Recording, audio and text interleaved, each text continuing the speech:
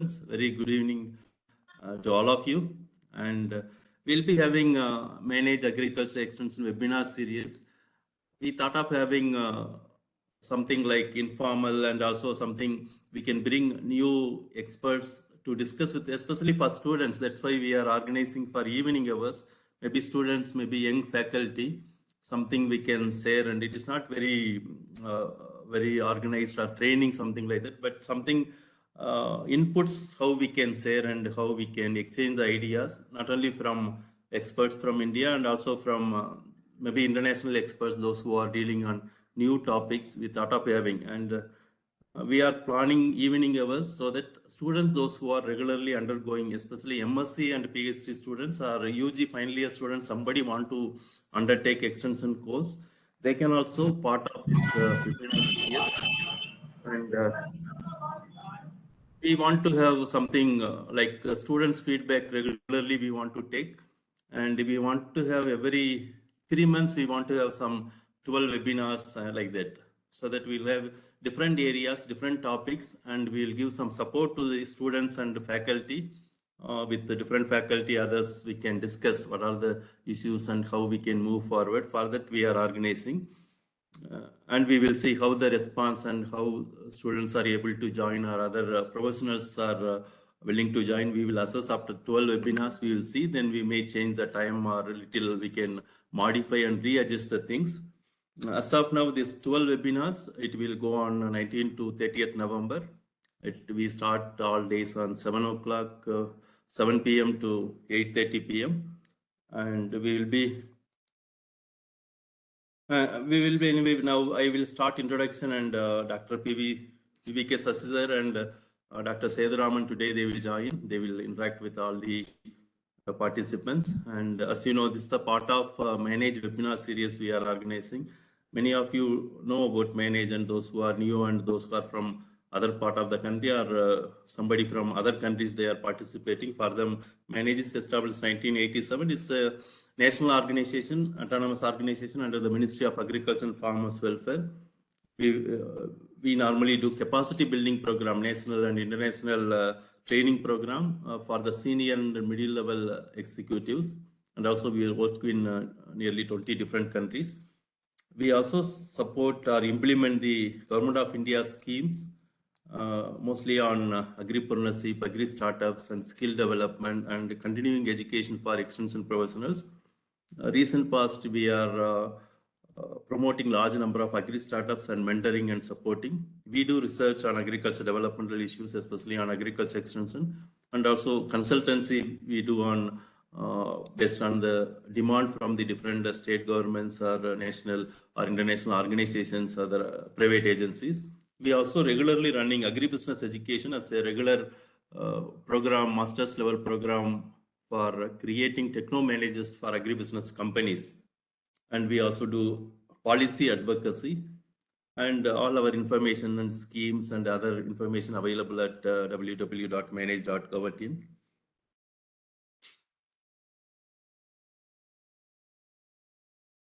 And this, especially this series, we thought of introducing.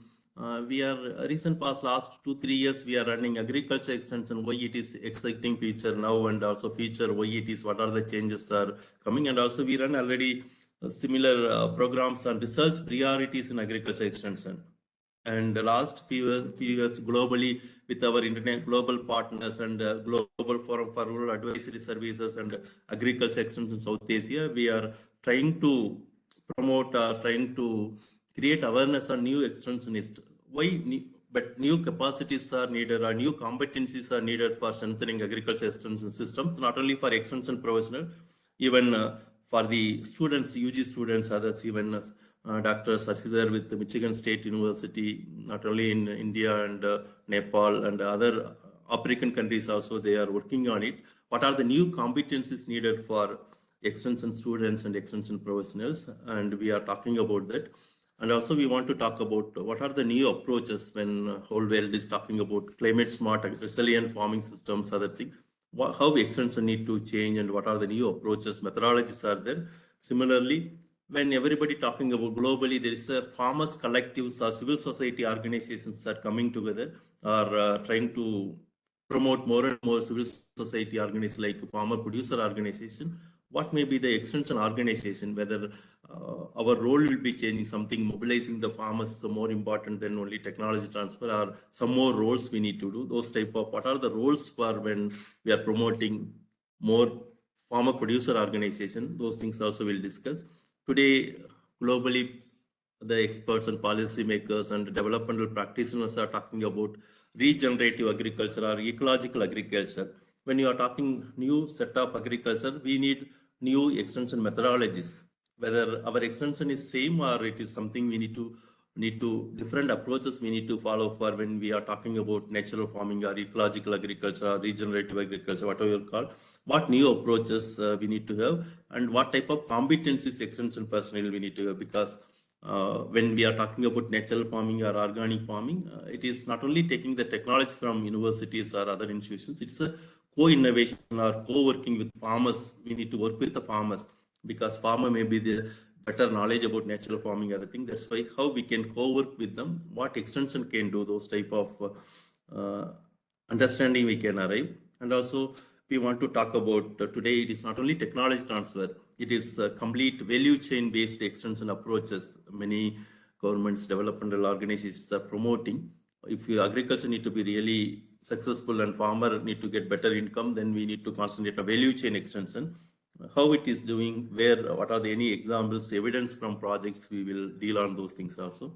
Another interesting thing, over the years, some of the states like Maharashtra in India and also many European countries, others, there is agro-tourism. It's a ordered value in the agriculture. It is giving increased income for the farming community across the globe. And Maharashtra may be the one of the leading example in India. More than 600 plus agro-tourism units are there, and it's widely promoted across the country. Also, many states are picking up.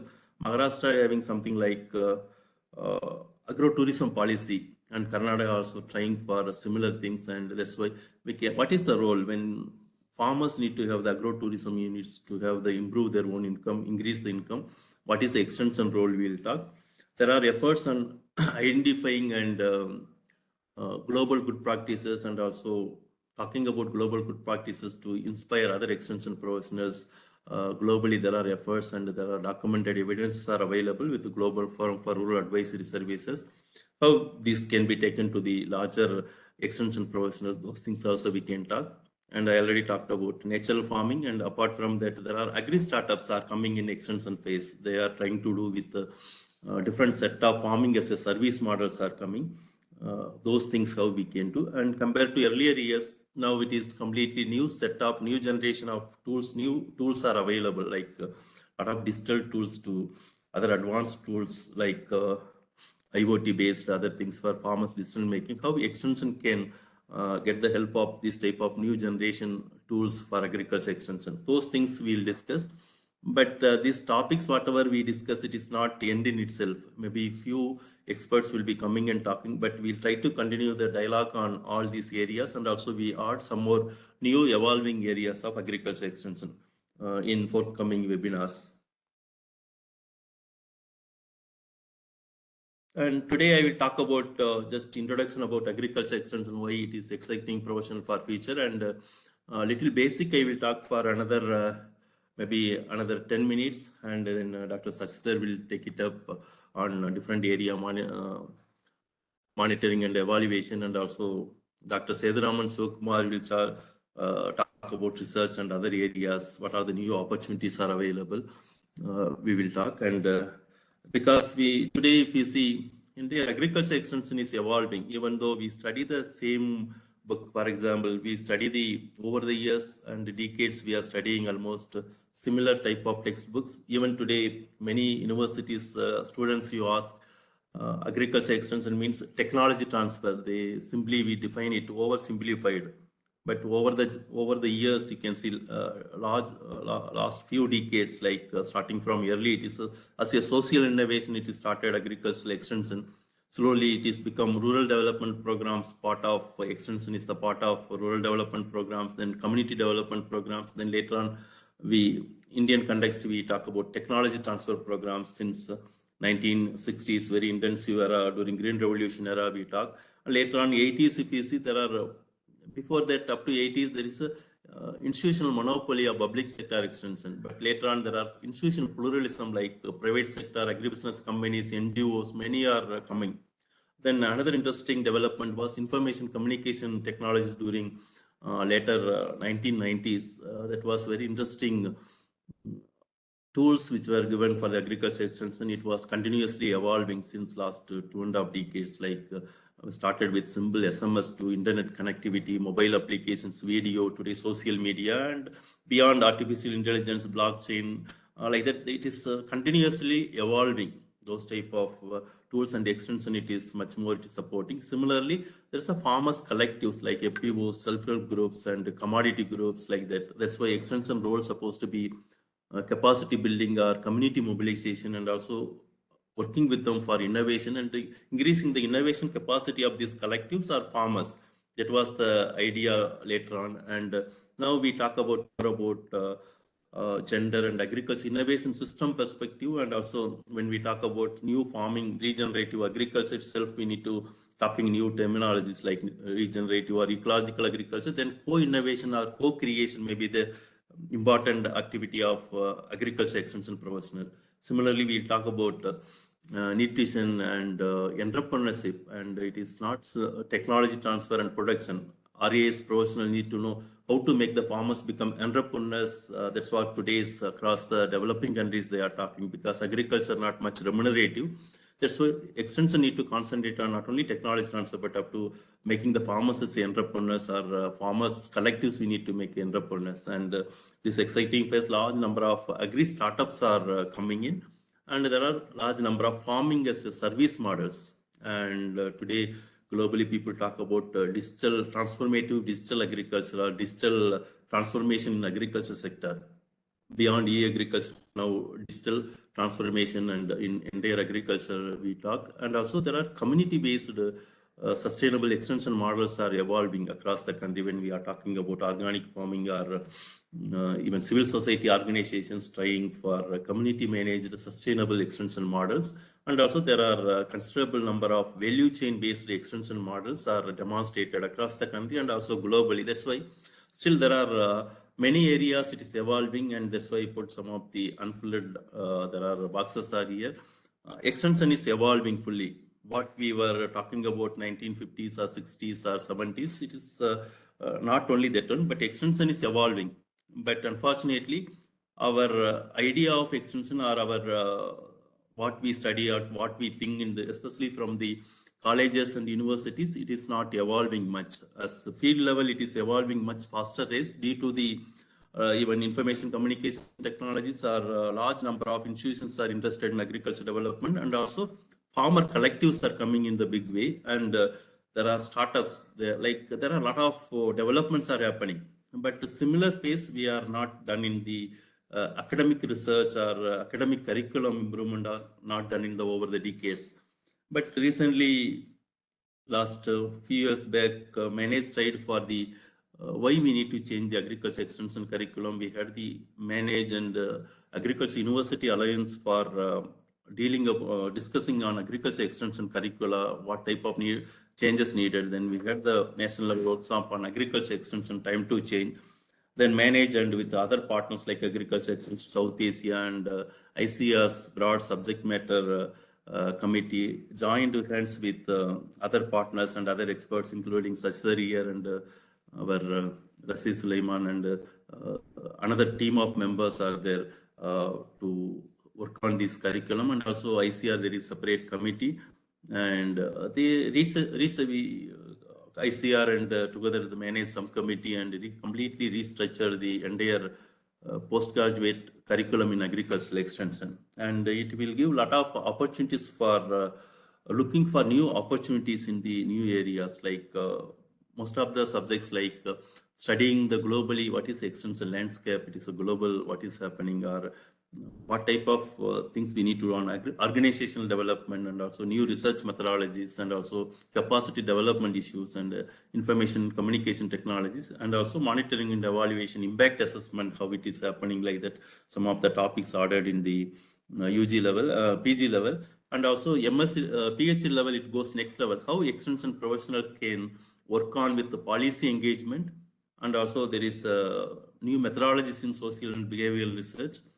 And there is a, now today everybody talks about incubation and technology commercialization and branding, value addition, new terminology they are talking, and what type of role extension can take when you are talking about agri incubation space there also. And also there are development of educational technologies and instructional designs, how extension can work on it. These areas are very interesting areas, and also it has a lot of opportunities, including the risk management or livelihood development and facilitation for development. These are very important areas. We can have the new job opportunities in the future for the extension professionals.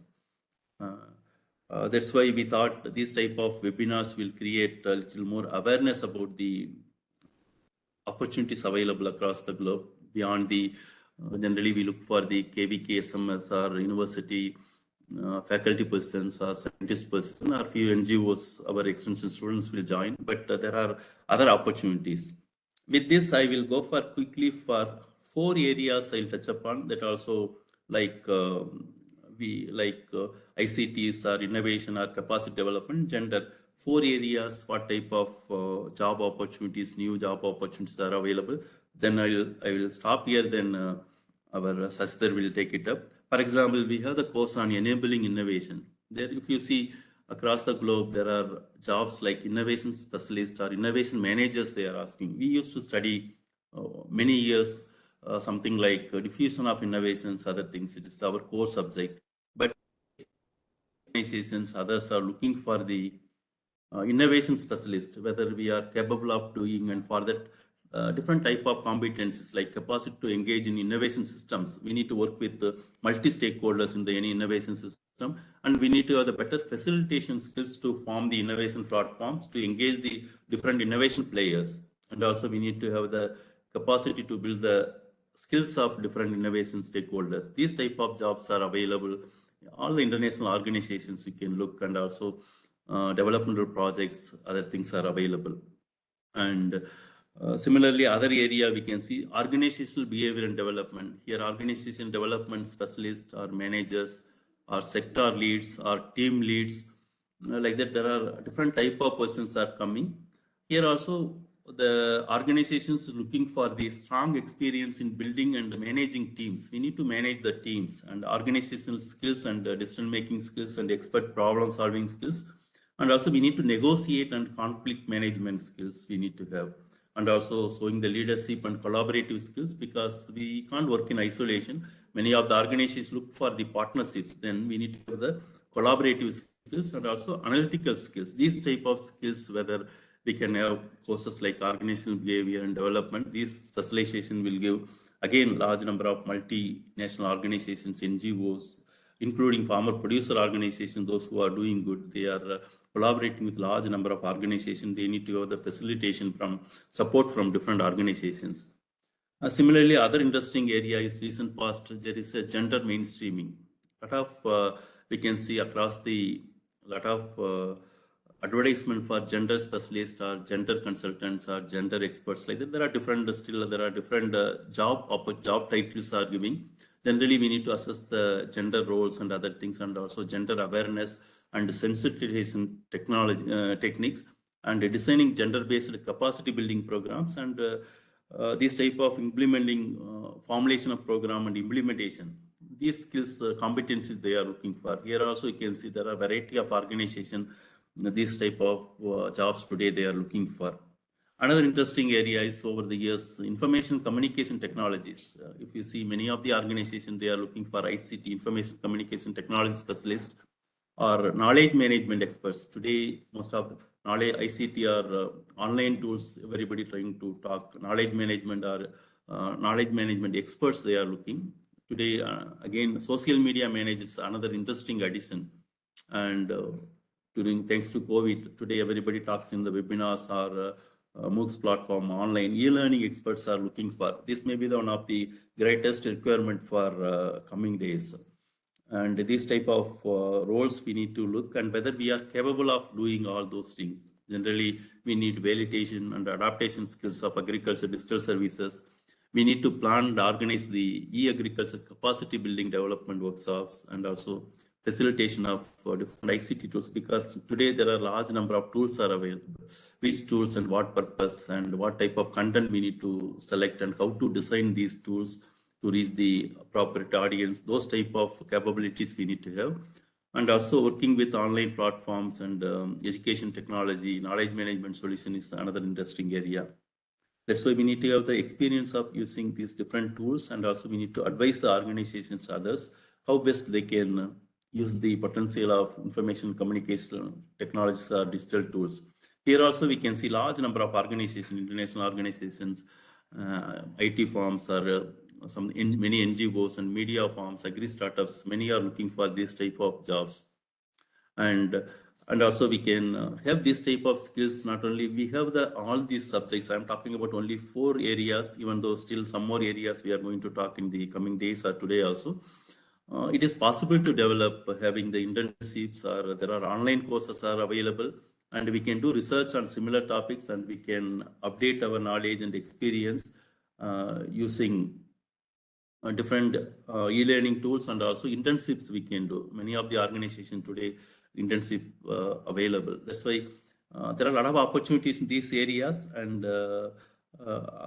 I won't discuss much. I will stop here, and we can discuss little later once after Dr. PVK Sasikumar completes his discussion.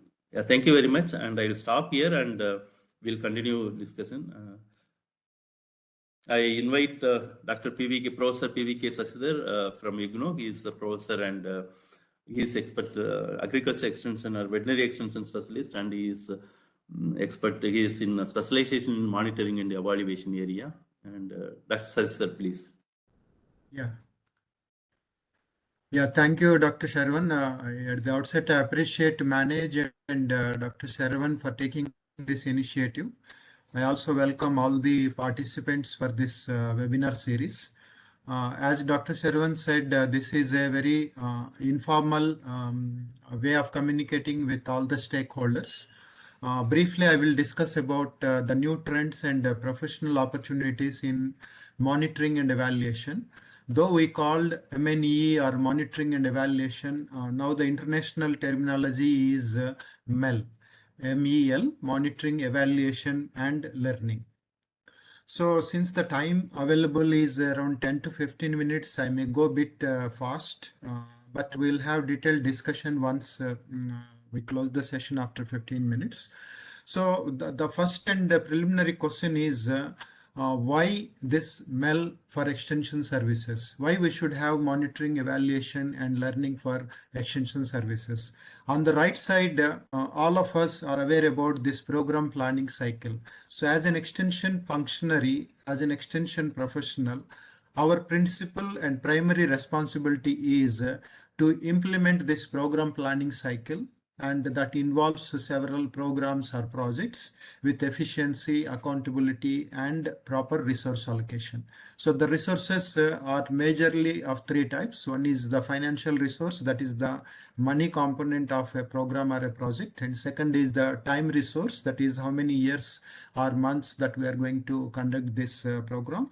And then the final is the human resources. So how many people are involved in the project or program. So we need to implement program planning cycle with efficiency, accountability, and with proper resource allocation.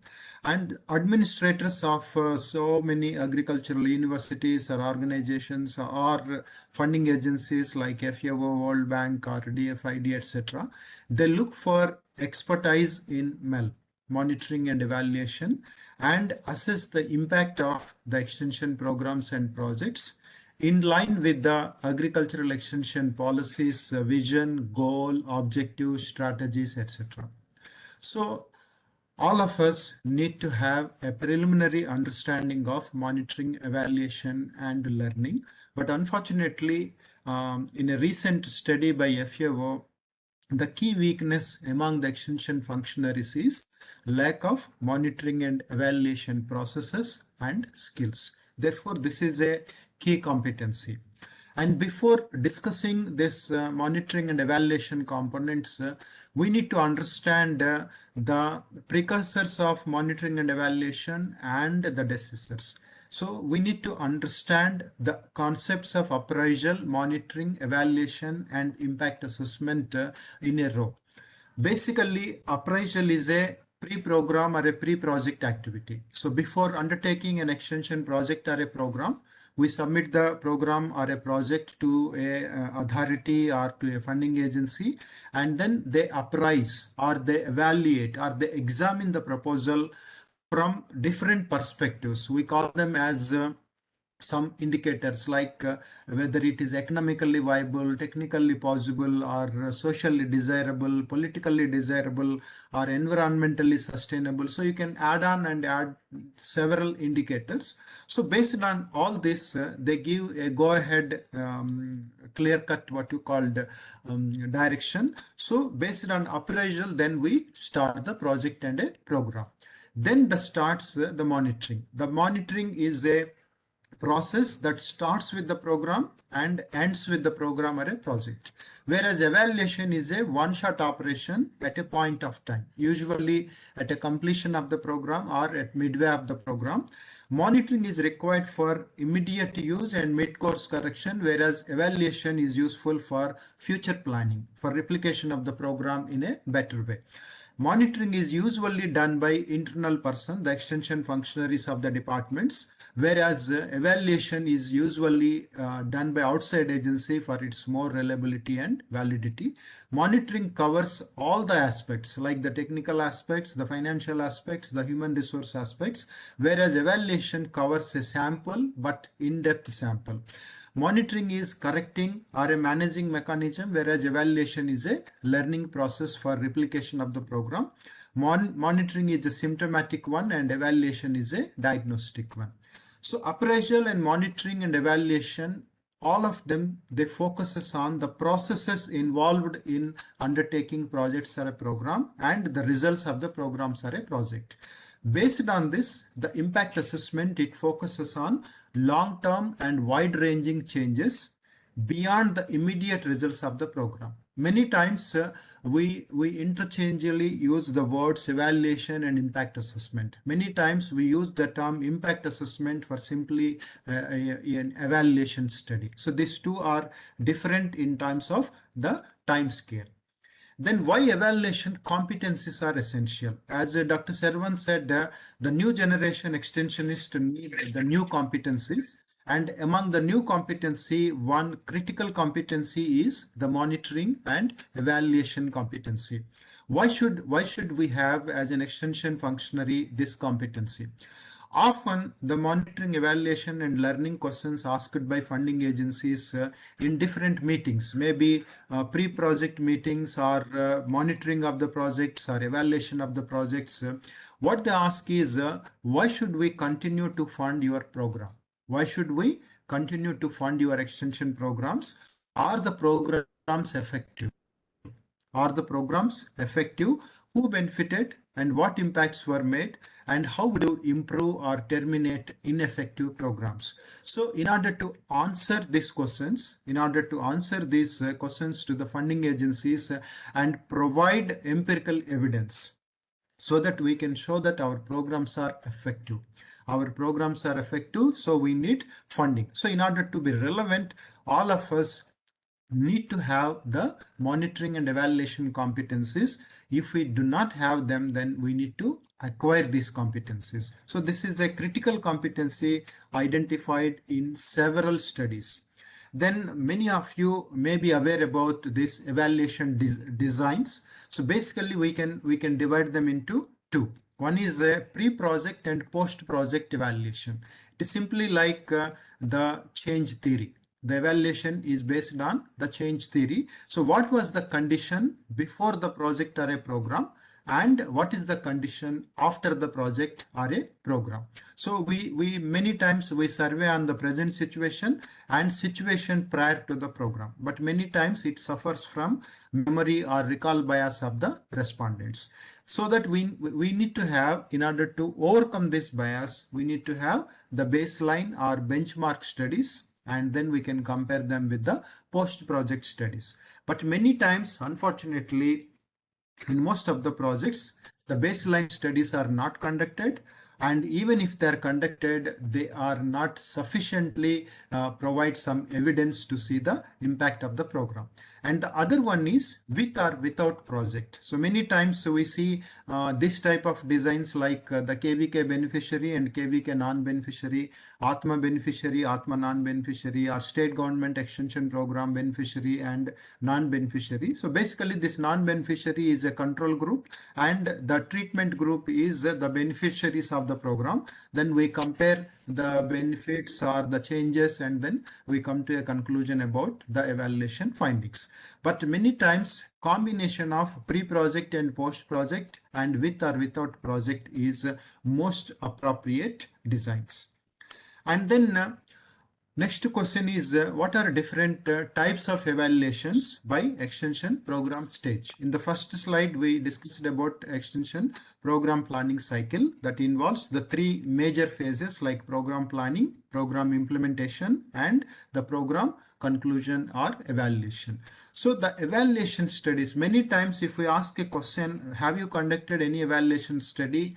Maybe immediately, many times we may not answer yes. But once after going through this slide, then we can have a clear-cut picture that we are conducting evaluation studies, whether we name it evaluation or not, but we are conducting evaluation studies.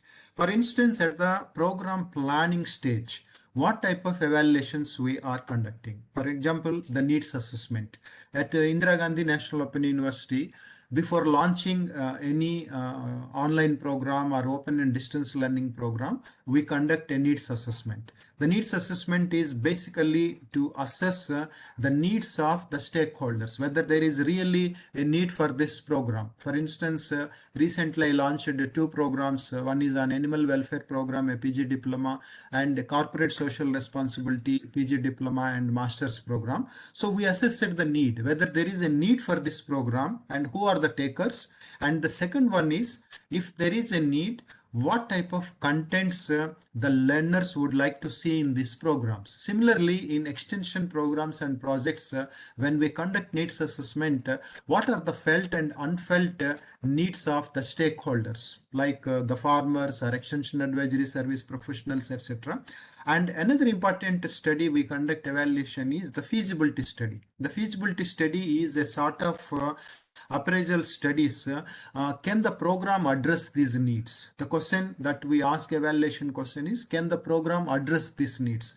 Maybe many times we have the financial resources, we have the human resources, but technically the study or the program or a project may not be possible. So we conduct a feasibility study, and if the feasibility study results are favorable, then we go for the program or a project. And the other type of evaluation at the program planning stage is the baseline study. So in the previous slides, we discussed that evaluation is based on the change theory. What was the condition before the program and what is the condition after the program? So in order to compare our evaluation data after the program, we need to have some baseline data.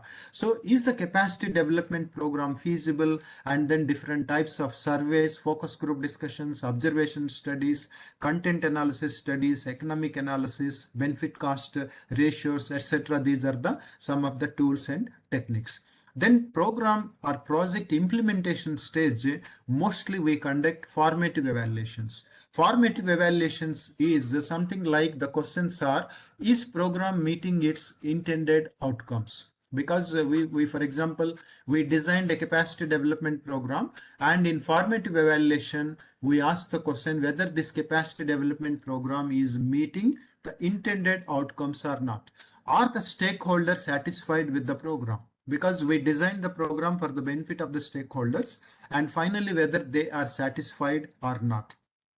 The tools includes the annual monitoring reports, knowledge attitude, then skill and aspiration changes, the satisfaction surveys, For instance, in IGNOU, we regularly conduct learner satisfaction surveys, the student satisfaction surveys with respect to our programs, with respect to our support services, etc. Then based on this, we plan for revision of our programs from time to time. Then the third stage, at the last stage, is conclusion stage. We conduct the summative evaluations. In summative evaluations, the questions that we ask in evaluation includes, are the needs addressed? For instance, in the beginning stage at the needs assessment, we ask the question, what are the felt and unfelt capacity development needs? And in the summative evaluation, we ask the question, are the needs addressed? Are the desired outcomes achieved or not? What is the cost effectiveness of our program, and at what conditions, with what training, at what cost, etc., so that we can have replication of this program in much more effective way in other areas. The tools includes pre and post program data, then economic analysis, etc. So basically the evaluation types are classified on two issues. One is the time, at what time you are conducting the evaluation study, whether at the beginning of the program we call it as a formative, and at the end of the program we call it as a summative evaluation, and after 3 years, 5 years, 10 years, they are the longitudinal evaluations or follow-up evaluations. So it is basically based on the time, at what time we are conducting. And the second classification is at what program stage, whether it is at the planning stage like needs assessment, feasibility studies, at the implementation stage, that is formative evaluations, and at the conclusion stage, the summative evaluations. Whatever may be the evaluation tools and designs, there are three basic frameworks that we can use to conduct a comprehensive evaluation. One is the logic framework approach, another is the Bennett's hierarchy approach, and the third one is the results framework approach. Apart from these three, we do have several other evaluation tools. For example, in the field conditions, if you want to see the changes, then there are several participatory tools are also available. But basically, if we want to conduct a comprehensive program evaluation, we follow either logic framework or Bennett's hierarchy or results framework. So the logic framework approach is horizontal in nature, and it is designed and developed and supported by World Bank. In all World Bank projects, we see the LFA as an integral part of the program proposal itself. So in whatever way that framework that we take up, what we evaluate is the inputs, outputs, and outcomes. Whether you take a Bennett hierarchy or results framework or logical framework or participatory tools, what we evaluate in all these programs is the inputs, outputs, and outcomes. So what are the inputs? The inputs includes the program investments, and they are of three types. One is the human resources, second is the time resources, and the third is the monetary resources. So these are the program investments in terms of time, human resources, and money. So when there are some investments, it leads to some activities. When there are investments in terms of time, money, and the human resources, it leads to some activities, and activities leads to participation of stakeholders. So investments are there, investments leads to activities, and activities leads to participation of stakeholders. So these activities and participation of stakeholders together we call them as outputs. So inputs are the investments, outputs are the activities as a result of investments, and participation of stakeholders as a result of the activities. And the third and major important is the outcomes. Outcomes, we can further classify them into short term, medium term, and the long term. The long term outcomes are usually we study in impact assessments. The long term outcomes we study usually in impact assessment. And another important issue is it is difficult to classify which one is a short-term outcome, which one is a medium-term outcome, and which one is a long-term outcome, because they intermix, they overlap with each other. For example, the behavioral intent or behavioral change is can be classified at the end of the short-term outcome or at the beginning of the medium-term outcome. So the Outcomes are the results for either individuals, that is the beneficiaries of the program like the farmers, or the families, or the communities, and for a country as a whole. But for all of them, we need to have the indicators to verify. We call them as objectively verifiable indicators. And what are the means of verification? How to check this change theory? What was the condition before the project and what is the condition after the project? Short-term changes includes the CASA changes, knowledge, aspiration, attitude and skill changes, opinion changes, motivation changes, and then some behavioral changes. Medium term again includes the behavior, then the decision making, the policies, social action, whereas the long term changes includes the conditions. For example, food security. Food security is a long-term change because of the green revolution, white revolution, and red revolution, etc. Then the social changes, the well-being of the farming community, the well-being of the stakeholders in terms of their health, their economics, then the civic and the environmental changes, etc. So the logic framework is basically horizontal in nature, whereas the Bennett hierarchy, Claude Bennett, he was a scientist in Agriculture Research Service of United States Department of Agriculture, the USDA. So he developed basically this evaluation hierarchy at 7 levels from bottom to the top. Level 1, 2, 3, 4, 5, 6, and 7. So the Bennett's hierarchy is usually we can see in all USDA projects as an integral component. So the Bennett's hierarchy, one beautiful issue is we can categorize them into different levels, and at each level we can conduct evaluation and conclude the study also. If you don't want to, for example, conduct level 7, level 6 and level 5, you can simply do up to level 4 and submit a report.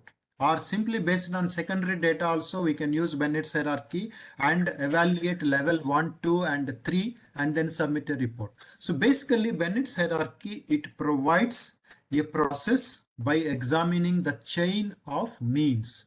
The means what you do as a part of your program or a project, and the ends, that is the results of your actions through these 7 levels. For example, in September first week, I was part of this training program organized in Cambodia, a training on monitoring, evaluation and learning and report writing for extension services organized by Ministry of Agriculture, Farmers and Fisheries of Cambodia. So if we take this example, or else the current managed webinar series, if we want to evaluate using Bennett's hierarchy of evaluation, for instance, after completing 12 webinars, level 1 at inputs, the resources dedicated to the program such as money and time, we may not invest more money for this level 12 webinars by Manage, but definitely there is a time component by the participants, all of you, and then resource persons and some supporting staff at Manage who are organizing this WebEx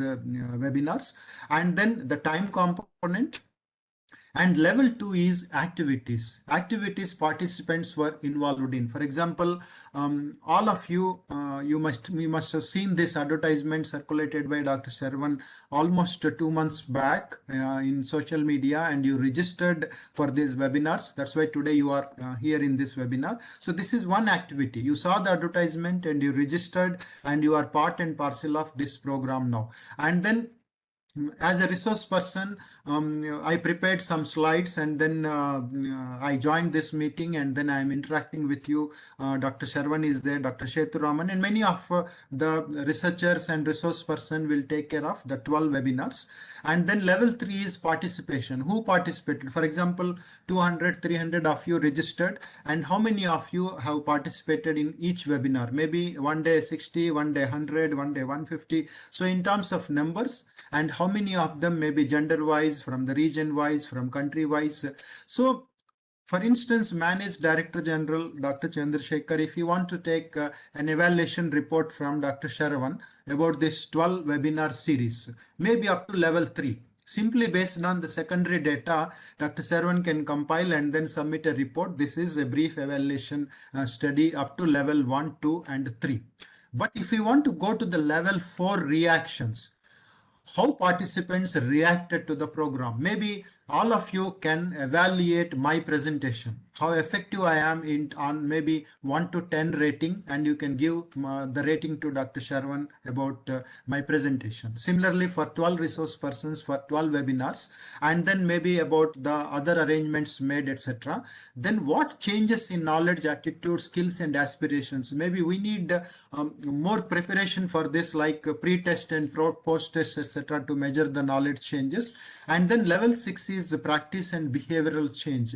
For instance, if you see the activities of Dr. Sharwan for the maybe for the past 8 to 10 years, so he is continuously focusing on the changes in new extensionists to bring in the competencies desired by the new extensionist for the coming generations for the past 8 to 10 years. So this is something like a behavioral change that he is trying to bring in through the series of activities that he has taken up in the last 8 to 10 years. So this is a behavioral change in terms of extension professional. So the end results is the impacts, that is for extension profession as a whole. What is the impact on extension professional and conditions to improve on them? So this is like the beauty of Bennett hierarchy is you can categorize them and you can measure from level 1 to 7 if you have time and resources and other things, or else simply you can go even level 4, simply you can measure and submit a report, or level 5, like for example many MSc and PhD thesis we saw on knowledge changes, adoption changes, attitude changes. These are all our evaluation studies at level 5 of Bennett's hierarchy. Then another important framework is inputs and results evaluation, whereas the logic framework and Bennett's hierarchy, they categorize inputs, outputs, and outcomes into different hierarchies, either horizontally or vertically, whereas this inputs and results simply categorize them into two.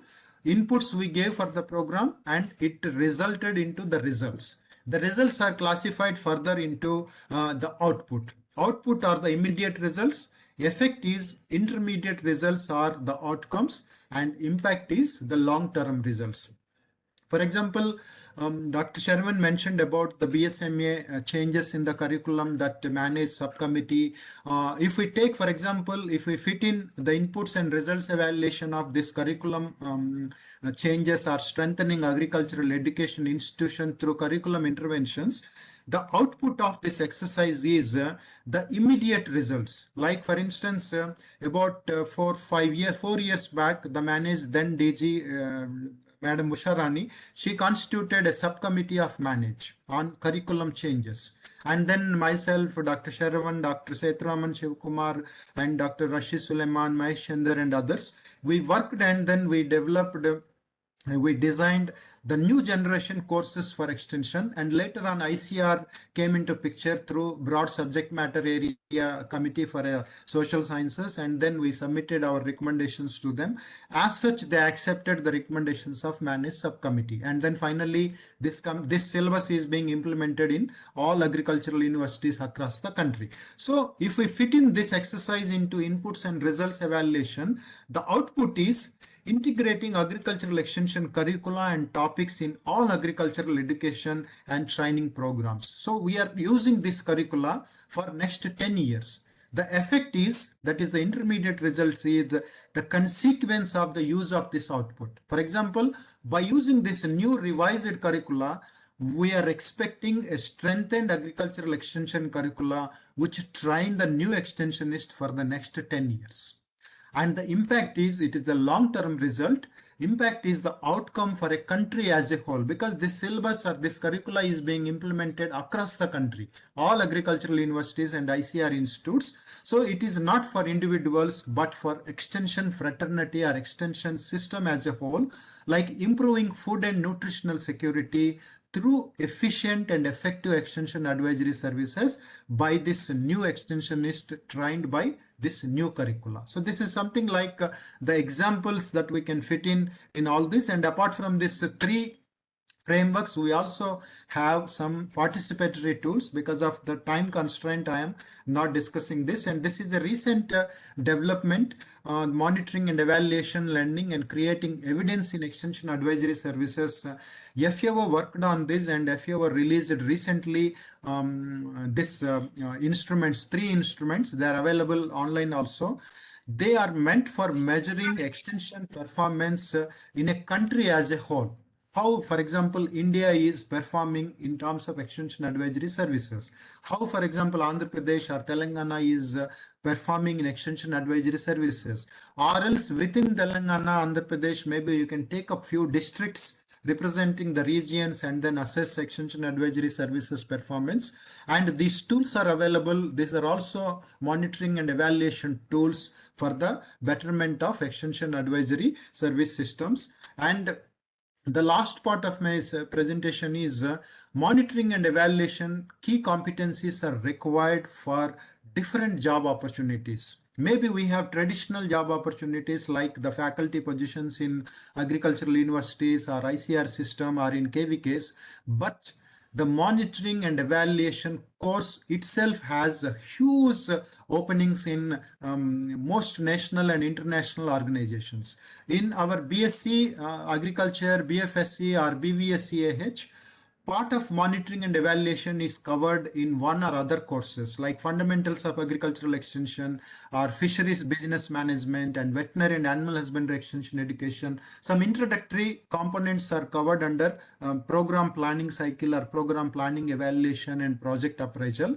But as I said earlier, the BSMA committee, we introduced this course on evaluation and impact assessment. It is a compulsory course at PG level for all extension students now. And my request and sincere advice to all the extension students is take this course seriously, because this course alone can help you to secure an international position in reputed organizations, because all of them, they need monitoring and evaluation specialist. So you try to what you call understand the basic philosophy of evaluation and impact assessment and try to be master in this course so that you can get an ample of opportunities. For instance, you see these are some of the professional opportunities available in monitoring and evaluation. UNDP, for example, whether you see UNDP main website, United Nations website, or UNDP offices in different countries, or UNDP offices in even within the states of India, at any point of time, there will be an advertisement about monitoring and evaluation specialist for UNDP. Similarly for FAO, similarly for World Bank Group of Project or World Health Organization, World Trade Organization, or CJIR institutes like IFPRI or ILRI. Then USAID have number of openings for monitoring and evaluation specialist. MANAGE also do have a director position for monitoring and evaluation. So in the previous slide, I discussed about the FAO's tool for extension advisory services metrics and performance. So this is comparable with the World Health Organization. WHO has how medical services are being performed, that is assessed by World Health Organization, whereas OIE, Office International Epizootica, this is the French word, but the English word is World Organization for Animal Health. They regularly conduct performance of veterinary services evaluation. So I am part and parcel of this OIE evaluation, and I participate in different countries' evaluation in veterinary services. So whether it is WHO or OIE or FAO's recent tools, they are meant for measuring, they are meant for monitoring and evaluation of their services. We call them as extension advisory services. In veterinary, we call them as performance of veterinary services. In WHO, we call them as health service provision. So all of them, the core competencies are integration of evaluation in program planning and implementation.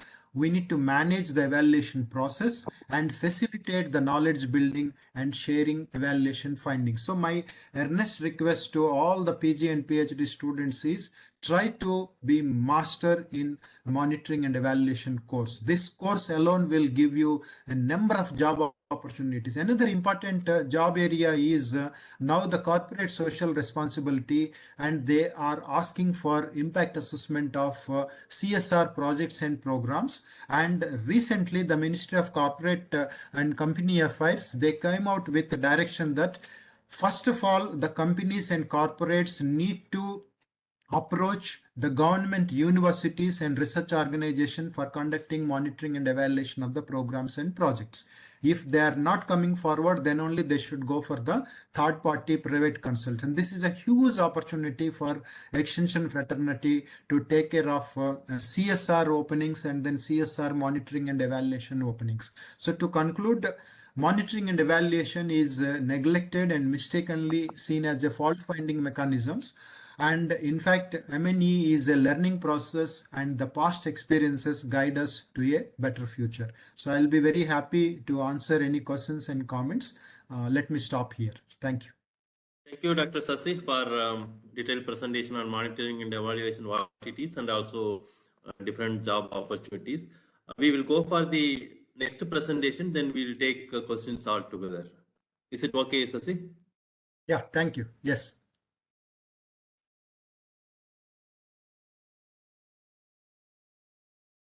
Yeah, now I invite Dr. Seduraman Sivakumar.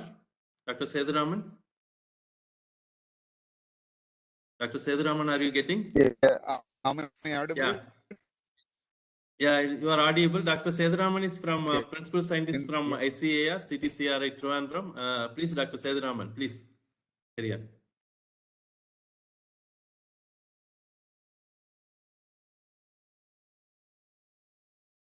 Seduraman, are you getting?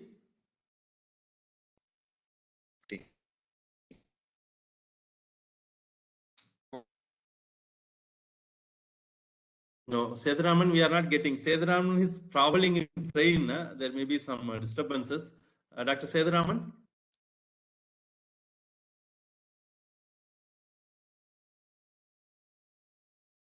Okay. Better. Dr. Sedu, are you getting? Dr. now? Yeah, now audible. Audible? But, yeah, now it's okay. Please continue. Yeah.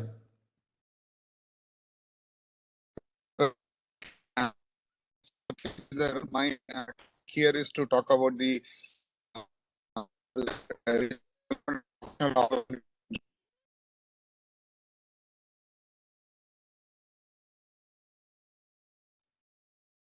Okay. Dr. Am I Sedu, audible? no, it is very difficult. It seems no issues. No. Anyway, tomorrow we are having. We can take it up tomorrow. You will be reaching, is it? Anyway, we are continuing tomorrow. Yeah, okay. That will be better actually because traveling train and it's very difficult. Maybe connectivity. No issues. We will continue with the tomorrow also. Anyway, you are talking about research priorities also tomorrow. There you can combine. No issues. Now we can go for question and answer session. We can go. Yeah. Any participant having any questions, you can unmute yourself. You can ask, and some of you can also put in the chat box any questions. We will take quick questions and we will wind up as soon as possible because it is 8 o'clock.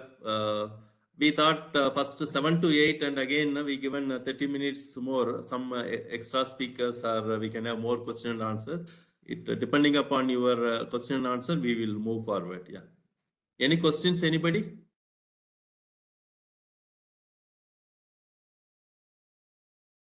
You can raise your hands if you are unable to unmute or you can ask any questions in chat box also. Anybody? Good evening, sir.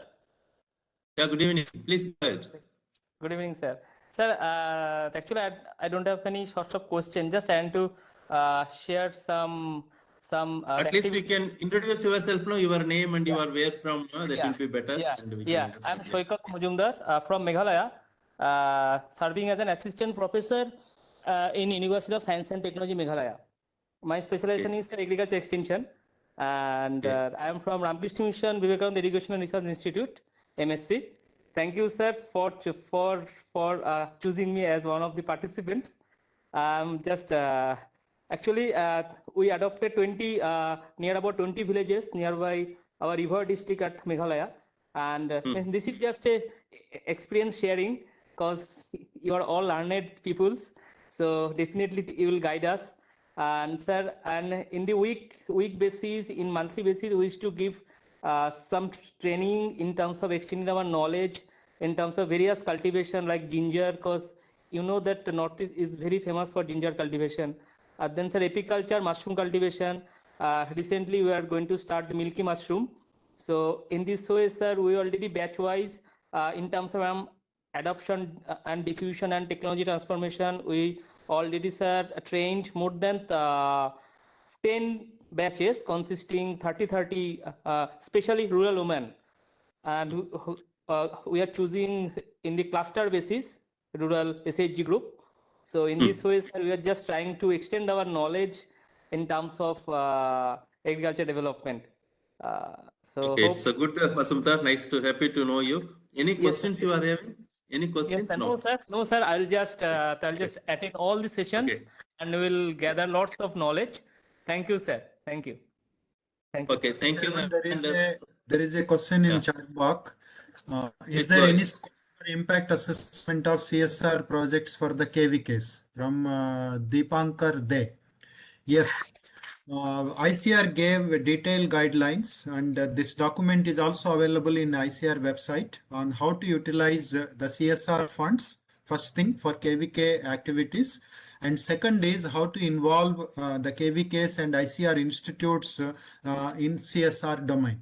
For example, the CSR is broadly they are utilizing, they're spending 2% of their profits as per the company norms, and how to use these funds for the benefit of extension activities. So these ICR guidelines are useful.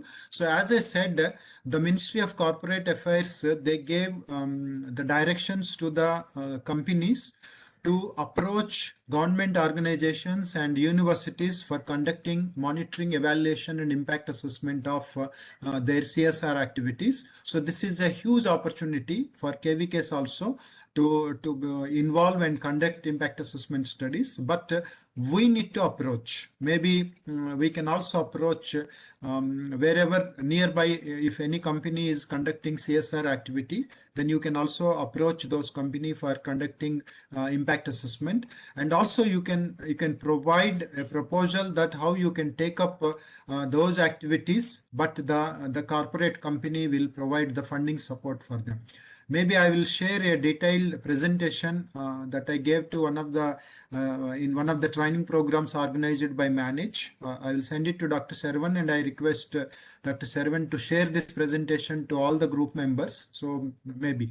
And another important is please visit ICRISAT website also. They are also taking up several CSR projects. ICRISAT completed and ongoing. It is mentioned in ICRISAT website. Please go through them. And this is also a very recent and very interesting development, the CSR activity and extension.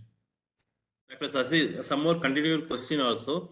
Yeah. There is any specific format for proposal is asking the Bangar Day again. Yeah, first one is from Dr. Hemlata, MNE course details. Dr. Sharwan also showed this BSMA guidelines, and it is also available in ICR website. So please type the BSMA course curriculum for social sciences. Then you will get this document, and this is now being implemented by all the agricultural universities across the country. May I know that what will be the performance criteria to evaluate in field of farm machineries? So there are different, for example, as I said, in evaluation, we need to take care of two issues. One is at what time we are conducting the evaluation, that is at the beginning of the program or at the middle or at the end of the program. Second is what type of activities that we are going to evaluate. So for that, we need to develop some indicators. So you asked about the performance criteria. I call them as KPIs, key performance indicators. So for farm machineries, you need to develop key performance indicators and then measure them in terms of the resources used, and then the activities, and then the outcomes in terms of short term, medium term, and long term. And is there any specific format for proposal? There is no specific format for any CSR proposal. You can approach to the corporate company that, for instance, if you are working in KVK, your major activity is conducting on-farm trial and conducting a frontline demonstrations and conducting some training programs or capacity development program. These are the three major activities of any KVK. So you can take up any of this activity and give a proposal to the corporate that we need this much money to conduct, for example, this frontline demonstration, or to conduct, for example, this radio farm school or some extension activity, and then finally you can evaluate and then give the results to the company. So it is just like any evaluation proposal format. But if you wish, I can share some of my proposals on evaluation. Then you can utilize them for writing your own proposal. Please write an email to me, and I will share my proposals. Then is there any specific, kindly share any strong impact assessment model for trainees to all samitis. So basically impact assessment, I guess here you are using it as a misnomer. Maybe impact assessment of Samiti as a whole, if you want to take up, maybe you need to take up the training programs conducted by Samiti for the past 10 years on a specific domain. For example, on monitoring and evaluation. For instance, Extension Education Institute, Rajendra Nagar is continuously conducting monitoring and evaluation training programs every year. Maybe 2 to 3 training programs they're conducting every year, and their ultimate objective is to build up the M&E capacity among the stakeholders. So maybe impact assessment, if you use the word, then probably you may have to take up at least 10 years data of a specific domain. Maybe Samiti might be organizing training program in different domains. Maybe you can specify your domain and then conduct an impact assessment, or else you can combine all of them and maybe you can apply the Bennett's hierarchy. For example, for 10 years total, how much money was utilized by Samiti for conducting maybe 100 training program or 150 programs. Second is how many participants are there in this 150 programs, how many resource persons are there, how much time was there. So what is different levels you can utilize, and if you have pre and post training data with you for each training program, that help you to evaluate at level 4 and level 5, that is the reactions of the participants and the knowledge changes of the participants, and then maybe you can plan accordingly. Any other, is there any feedback form for this training? Then maybe Dr. Sharwan can share that training. Thank you for the question. We will take it up. This feedback form we will collect after completing all 12 webinars. Sharing my email. No, Sasya, your email already I said. Just I complete this question, this answer. And any other question? Yeah, I think I answered most of the chart questions. Yeah. Sasya, are you getting my voice? Yes, Sharwan. Okay. What is the question? No, it's okay, no question.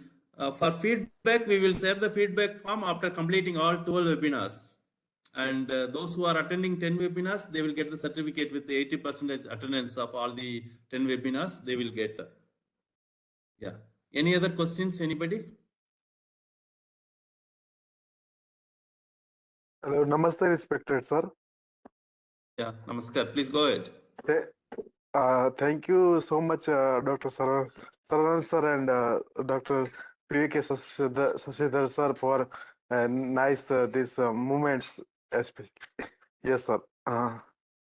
Sir, I have no question. I just want to interact that, sir. Okay. I have enjoyed this session a lot, as I was expecting, sir. Thank you for joining, Okay. sir. Thanks a lot. You are from where, Mr. Kishore Kumar?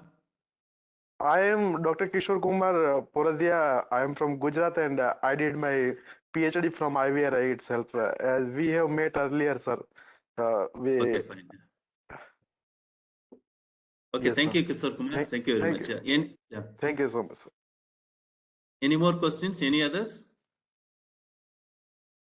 So far, Madam Hamalada, so far we are not created any WhatsApp group. We'll create because the registrations are 471 actually. If all we are creating, we may not. That's why we thought those who are regularly participating, for them we create and we continue interaction WhatsApp group. For example, out of 471 participants today, there are 72 of them they participated. Only 15% will be there. We will see another 1 or 2 days tomorrow, day after tomorrow. then we will create those who are regular participants. We'll create the WhatsApp group and we will share the information. Yeah. Thank you very much.